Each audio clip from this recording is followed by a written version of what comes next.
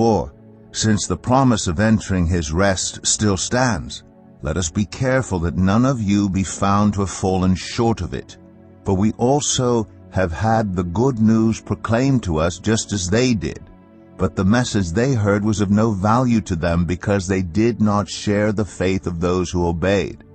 Now we who have believed enter that rest, just as God has said, "So I declared on oath in my anger, they shall never enter my rest."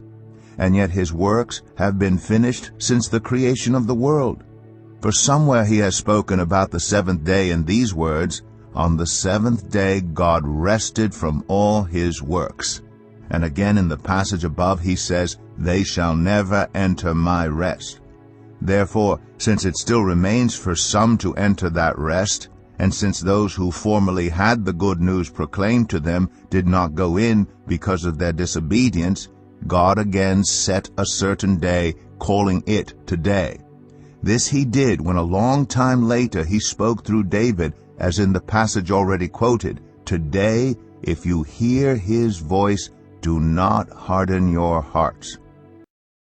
In the 4th chapter of Hebrews, we have a continual reference to a rest, and commentators have long tried to define exactly what the writer really meant. I suspect it is more than just the cessation of physical activity.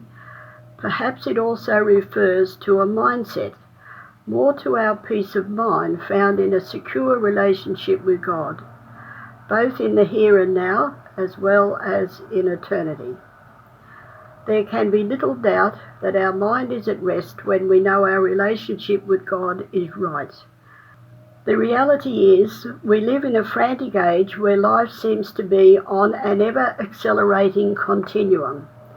If ever there was a priority need in today's world, it is an authentic peace of mind, and such peace of mind can be found in a relationship with the living God. It has always been God's wish that humanity can find peace of mind in his presence, an opportunity open to all who sincerely seek a relationship with him. I suspect that one of our very human problems is that we feel we are never good enough to enter God's presence. The reality is that no man-made or church-conceived ritual can ever make us good enough to be in God's presence. It is all purely a matter of God's grace. By his grace, God welcomes faulty, sinful, and imperfect human beings into his presence, knowing that they can be made whole and experience perfect peace of mind.